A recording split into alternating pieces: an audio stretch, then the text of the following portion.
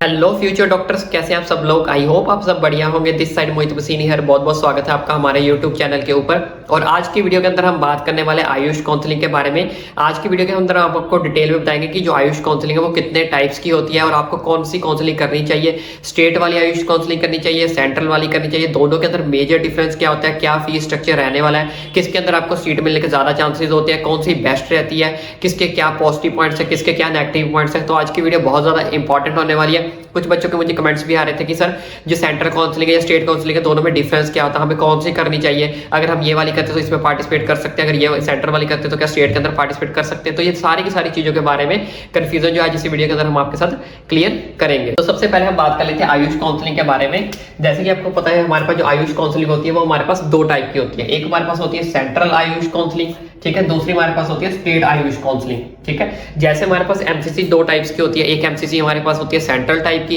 जो सेंट्रल करवाता है 15% सीट्स के लिए, उसी तरह की जो होती है स्टेट लेवल पे एमबीबीएस की और बीडीएस की जैसे चलती है। वैसे ही हमारे पास जो आयुष काउंसलिंग होती है वो भी दो टाइप्स की होती है। एक होती है सेंट्रल आयुष काउंसलिंग और स्टेट आयुष काउंसलिंग। जो आपको सेंट्रल आयुष काउंसलिंग करनी है वो आपको AA CCC के अंडर आती है, AA CCC, ठीक है, यानी कि जिसकी ऑफिशियल वेबसाइट है www.AACCC.gov.in। अब इसके अंदर कौन कौन सी यूनिवर्सिटीज आती है, कितने % सीट्स आती हैं, कौन कौन सी सीट्स आपके लिए बेनिफिट रहेगी, उन सारी की चीजों के बारे में आज इस वीडियो के अंदर हम डिटेल में बात करने वाले हैं। इसके साथ साथ इधर की बात करें तो स्टेट आयुष काउंसलिंग के बारे में, तो इधर आपकी 85% जो गवर्नमेंट सीट्स आती है स्टेट लेवल पे वो सारी की सारी स्टेट आयुष काउंसलिंग के अंदर आएगी। 85% सेमी गवर्नमेंट जो सीट्स होती है वो भी सारी आपके स्टेट के अंडर आती हैं। 100% प्राइवेट जो सीट्स होती हैं जिनको प्राइवेट करनी है, बीएमएस, बीएचएमएस, बीयूएमएस, वो सारी की सारी जो है वो स्टेट के अंडर आती है। इसमें भी कुछ प्राइवेट्स आती हैं, वो सारा कुछ मैं आपको मेजर डिफरेंस बताऊंगा कि दोनों में मेजर डिफरेंस क्या होता है। सारी की सारी एक्सप्लेनेशन दूंगा, फिर आपको पता लग जाएगा कि दोनों में मेजर डिफरेंस क्या है और आपके लिए ये वाली बेस्ट है या फिर ये वाली बेस्ट है। तो उसके बाद इसकी जो आयुष काउंसलिंग होती है स्टेट वाली की, इनकी अपनी अपनी स्टेट्स की आवर वेबसाइट्स होती है। वो जैसे जैसे हमारे पास डेट आएगी वो मैं आपको हमारे टेलीग्राम चैनल पर प्रोवाइड कर दूंगा कि इसकी जो आवर की स्टेट की वेबसाइट्स होती है वो आपको हमारे टेलीग्राम चैनल पर मिल जाएगी। लेकिन इसकी तो एक ही वेबसाइट होती है, डेट इज www.AACCC.gov.in। आज पहले हम इसके बारे में डिटेल में बात करेंगे, फिर इसके बारे में डिटेल में बात करेंगे इस वीडियो के अंदर। तो चलिए सबसे पहले हम बात करने वाले हैं सेंट्रल आयुष काउंसलिंग के बारे में कि सेंट्रल आयुष काउंसलिंग के अंदर जो काउंसलिंग है वो कैसी होती है, कौन कौन सी यूनिवर्सिटी आती है, कितने % वहां पे कोटा रहता है। तो सारी की सारी चीजों के बारे में हम आपके साथ डिस्कस करने वाला हूँ। तो सबसे पहले हम बात कर लेते हैं सेंट्रल आयुष काउंसलिंग। जबकि जैसे कि आपको पता है सेंट्रल जो आयुष काउंसलिंग होती है वो भी किन किन के लिए होती है, बीएमएस के लिए होती है, बीएचएमएस के लिए होती है, बीयूएमएस के लिए होती है और बीएसएमएस के लिए होती है। इन चारों कोर्सेज को अगर आप अप्लाई करना है तो आपके दो ही ऑप्शन है, या तो सेंट्रल काउंसलिंग या तो फिर स्टेट आयुष काउंसलिंग। तो सबसे पहले हम बात कर लेते हैं 15% ऑल इंडिया कोटा। जो भी आपका 15% ऑल इंडिया कोटा है, ठीक है, चाहे वो गवर्नमेंट है चाहे वो गवर्नमेंट एडेड है, सारा का सारा किसके लिए, बीएमएस के लिए, बीएचएमएस के लिए, बीयूएमएस के लिए, बीएसएमएस के लिए, वो सारा का सारा अगर आपको उसके अंदर सीट्स लेनी है तो उसके लिए आपको कौन सी काउंसलिंग करनी पड़ेगी, सेंट्रल आयुष काउंसलिंग है, उसके लिए आपको करनी पड़ेगी AA CCC वाली, ठीक है। 15% ऑल इंडिया कोटा अगर आप गवर्नमेंट के अंदर लेना सीट चाहते हो या सेमी गवर्नमेंट एडेड के अंदर लेना चाहते हो तो एक्सपेक्ट जम्मू कश्मीर को छोड़कर, क्योंकि जम्मू कश्मीर की वेबसाइट जो होती है वो अलग होती है, अलग अपनी काउंसलिंग को करवाती है। उसके बाद नेक्स्ट बात करें तो 100% बीएमएस सीट्स ऑफ बीएचयू, यानी कि बनारस हिंदू यूनिवर्सिटी की 100% जो सीट्स है बीएमएस की वो सारी की सारी कौन फिल करता है, सेंट्रल आयुष काउंसलिंग के अंदर ही फिल होती है। वाराणसी के अंदर जो पड़ती है उत्तर प्रदेश के अंदर, यहाँ की 100% सीट जो है वो सेंट्रल आयुष काउंसलिंग ने ही फिल करनी है। नेक्स्ट चीज की बात करें तो 100% BMS seats of NIA Jaipur, तो यहाँ की भी 100% सीट्स जो है एनआईए जयपुर की बीएमएस की जो कि राजस्थान के अंदर पड़ता है वो भी सेंट्रल आयुष काउंसलिंग ने ही फिल करनी है।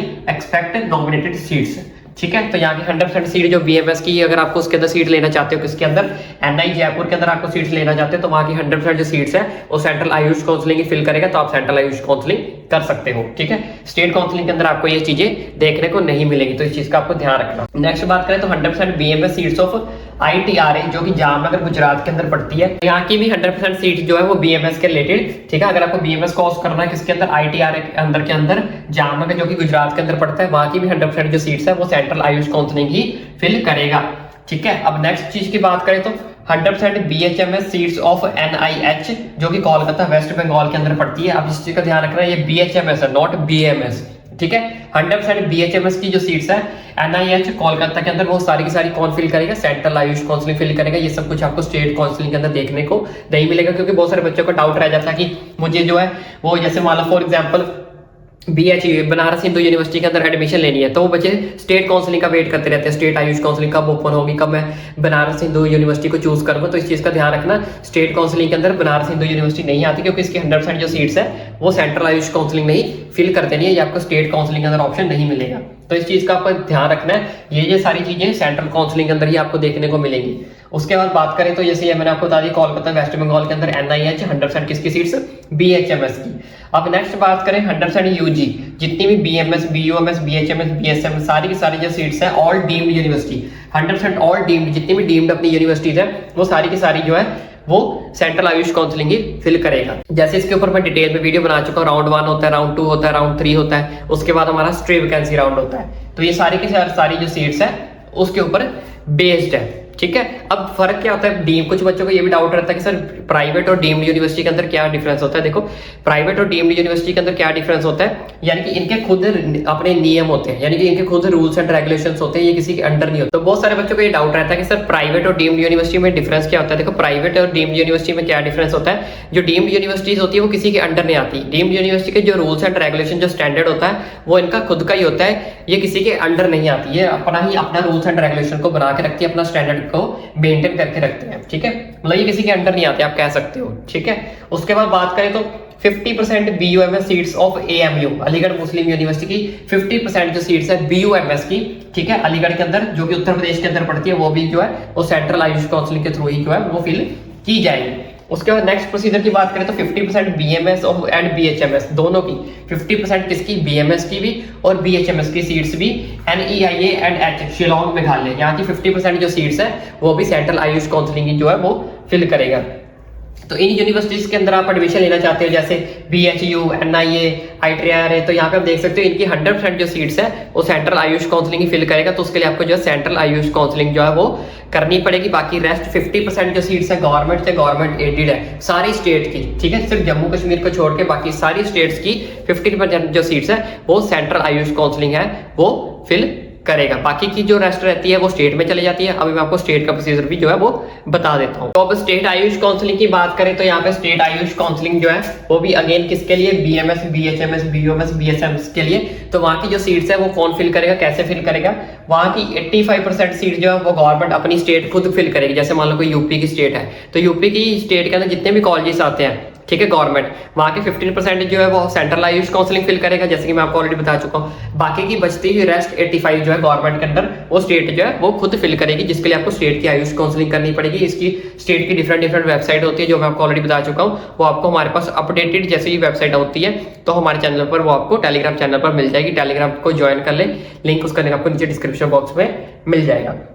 उसके बाद बात करें 85% अगेन सेमी गवर्नमेंट, जितने भी सेमी गवर्नमेंट कॉलेजेस होते हैं अपनी अपनी स्टेट के, तो वहाँ की भी 85% सीट्स जो है, जैसे गवर्नमेंट एडेड हो गया, उसकी भी 85% जो सीट्स है वो भी जो आपको स्टेट आयुष काउंसलिंग के थ्रू ही आपको फिल करनी पड़ेगी। अपनी अपनी स्टेट का मतलब आप कर सकते हो। उसके बाद 100% प्राइवेट कॉलेज, जितने भी प्राइवेट कॉलेजेस आते हैं अपने अपनी स्टेट के, ठीक है, उसकी सीट्स भी जो है वो सारी की सारी जो है वो तो अपनी अपनी स्टेट फिल करेंगे, ठीक है। तो इसके लिए मैं आपको एक चीज क्लियर कर देता हूँ, अगर आप किसी दूसरी स्टेट में जाकर एडमिशन लेना चाहते हो, ठीक है, प्राइवेट कॉलेजेस के अंदर, तो आपको किसी भी टाइप के डोमिसाइल की जरूरत नहीं है, ठीक है। मान लो अगर आप यूपी से हरियाणा के अंदर जाकर एडमिशन लेना चाहते हो तो आपको डोमिसाइल बनवाने की जरूरत नहीं है, क्योंकि आप प्राइवेट कॉलेजेस के अंदर एडमिशन ले रहे हो, वहाँ के गवर्नमेंट कॉलेज के अंदर आपको एडमिशन नहीं मिलेगी। और गवर्नमेंट कॉलेज और सेमी गवर्नमेंट कॉलेजेस के अंदर एडमिशन कौन ले सकता है? जिनके पास A1 स्टेट का डोमिसाइल है। अगर आपके पास A1 स्टेट का डोमिसाइल, अपनी स्टेट का जो है डोमिसाइल है, तभी आप गवर्नमेंट और सेमी गवर्नमेंट कोटे के अंदर एलिजिबल हो। अगर आपके पास डोमिसाइल नहीं है तो आप प्राइवेट के लिए एलिजिबल हो, चाहे फिर आप अपनी स्टेट से हो चाहे फिर आप किसी दूसरी स्टेट से हो। दोबारा रिपीट कर देता हूँ, ध्यान से समझ लेना कि अगर आपको एक स्टेट से दूसरी स्टेट के अंदर जाकर एडमिशन लेनी है तो आपको गवर्नमेंट सेमी गवर्नमेंट के अंदर एडमिशन नहीं मिलेगी, ठीक है। सिर्फ आपको किस में मिलेगी? प्राइवेट कॉलेज के अंदर मिलेगी, वो भी विदाउट डोमिसाइल। कोई भी किसी प्रकार का भी आपको डोमिसाइल जो है वो शो नहीं करना है। और जिन बच्चों को अपनी स्टेट के अंदर गवर्नमेंट और सेमी गवर्नमेंट के अंदर एडमिशन लेनी है उनको डोमिसाइल जो है वो देना कंपलसरी है। अगर आपके पास अपनी स्टेट का भी डोमिसाइल नहीं है तो आपको सीधा कॉलेज किसके अंदर एडमिशन मिलेगी? प्राइवेट कॉलेजेस के अंदर एडमिशन मिलेगी। आपको गवर्नमेंट कोटा और सेमी गवर्नमेंट कोटा का फायदा जो है बेनिफिट वो नहीं मिलेगा। तो अब बात कर लेते हैं रजिस्ट्रेशन फी की बारे में कि रजिस्ट्रेशन फी जो इनकी कितनी रहने वाली है सेंट्रल आयुष काउंसलिंग की। तो सबसे पहले हम बात करने वाले रजिस्ट्रेशन फी किसके लिए, सेंट्रल आयुष काउंसलिंग के बारे में। तो अगर आप UR और EWS और OBC कैटेगरी से बिलोंग करते हो, ठीक है, तो उसके लिए आपको जो है वो 1000 रुपीज पे करने पड़ेंगे सारी यूनिवर्सिटी के लिए। अगर आपने सेंट्रल यूनिवर्सिटी के अंदर जाना है, नेशनल यूनिवर्सिटी के जाना है, 15% कोटा लेना है, ऑल इंडिया कोटा है, मतलब सबके लिए जो है सिर्फ डीम्ड यूनिवर्सिटी को छोड़ के, क्योंकि डीम्ड यूनिवर्सिटी की जो फी है वो अलग होती है, वो मैं आपको समझा देता हूँ, ठीक है। अगर आप UR EWS OBC कैटेगरी से हो तो आपको नॉन रिफंडेबल जो आपकी रजिस्ट्रेशन चार्जेस होते हैं वो आपके 1000 रुपीज होते हैं, ठीक है। रिफंडेबल जो आपकी सिक्योरिटी फी जिसको हम बोलते हैं वो आपको 10,000 रुपीज देने पड़ेंगे, यानी कि टोटल अमाउंट जो है वो आपको 11,000 जो है वो पे करनी पड़ेगी। ऐसे अगर बात करें SC ST PWD के लिए तो आपके जो रजिस्ट्रेशन चार्जेस होते हैं वो 500 रुपीज होते हैं, ठीक है। और सिक्योरिटी फी जो आपको देनी पड़ेगी दैट इज आल्सो 10,000। सिक्योरिटी फी दोनों की सेम रहेगी, तो यहाँ पे आपको जो टोटल चार्जेस है वो देने पड़ेंगे 10,500 रुपीज। तो ये था आपको जितना मैंने आपको बता दिया कि अगर आपने 15% हमारे पास ऑल इंडिया कोटा है, ऑल इंडिया कोटा, उसके लिए चार्जेस है। उसके बाद सेंट्रल यूनिवर्सिटीज जितनी भी है, सेंट्रल यूनिवर्सिटीज, नेशनल यूनिवर्सिटीज जो मैं आपको बता चुका हूँ, BHU वाराणसी, जामनगर, गुजरात वाली, तो सारी की सारी यूनिवर्सिटीज के लिए हमें जो इतने जो चार्जेस है वो देने पड़ेंगे। अब बात कर लेते हैं डीम्ड यूनिवर्सिटी के लिए अगर आपको जो चार्जेस देने हैं, तो डीम्ड यूनिवर्सिटी के लिए जो नॉन रिफंडेबल फी है वो आपकी कितनी है 5,000 रुपीज, और जो आपकी रिफंडेबल है जिसको हम सिक्योरिटी फी बोलते हैं दैट इज आपकी 50,000 रुपीज, यानी कि टोटल जो अमाउंट है वो आपको 50,000 रुपीज जो वो पे करनी पड़ेगी फॉर ऑल कैटेगरीज। आप कोई भी कैटेगरी से, इन्हें सबके लिए जो फीस है वो सेम रहेगी।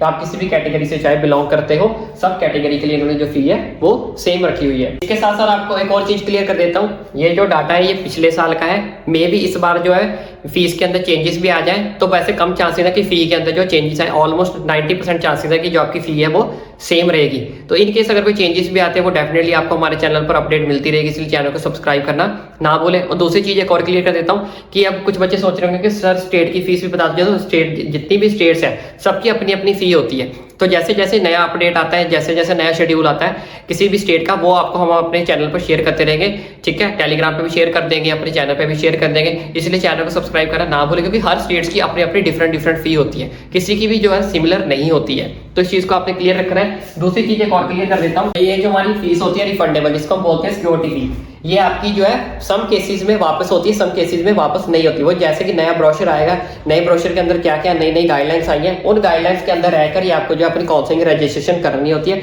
इन केस उन गाइडलाइंस को अगर आप तोड़ते हो या आप उन रूल्स एंड रेगुलेशन को फॉलो नहीं करते हो, ठीक है, तो वहां पे आपकी जो सिक्योरिटी अमाउंट है वो वापस नहीं की जाएगी। उसका नया ब्रोशर आएगा, नई गाइडलाइंस आएंगी, वो भी हम आपके साथ शेयर करेंगे। जैसे नई गाइडलाइंस आती है, नया ब्रोशर आता है, वो सारा का सारा कुछ हम आपको अपडेट करते रहेंगे। इसलिए बोला A to Z इन्फॉर्मेशन आपको हमारे चैनल पर मिलेगी, इसलिए चैनल को सब्सक्राइब करना ना भूलें। कौन कौन सी गलतियां नहीं करनी सब कुछ बता देंगे, ताकि आपको किसी भी तरह का जो है वो नुकसान ना हो, क्योंकि बहुत सारे बच्चे ऐसे होते हैं गलतियां पता ही नहीं होता क्या करना क्या नहीं करना, बाद में वो वेट करते रहते हैं कि सर हमारी सिक्योरिटी अमाउंट आई नहीं, हम वेट करें, हमारी फी रिफंडेबल नहीं हुई, ठीक है। तो उसमें क्या करते हैं, बाद में जब उन्हें पता चलता है उन्होंने तो ये गलती कर दी थी, जिसकी वजह से उनकी जो सिक्योरिटी अमाउंट है वो वापस नहीं की जाएगी, वो सारी की सारी आपकी जो है वो वापस आपको नहीं मिलेगी, फिर किसी भी केस में आपको जो वो वापस नहीं मिलेगी। इसलिए चैनल को सब्सक्राइब करना ना भूलें। आई होप अब आपको सारा का सारा जो प्रोसीजर है वो समझ आ गया होगा। सारा का सारा जो प्रोसीजर समझ आ गया तो अब मेरी छोटी सी रिक्वेस्ट है कि चैनल को सब्सक्राइब जरूर करें।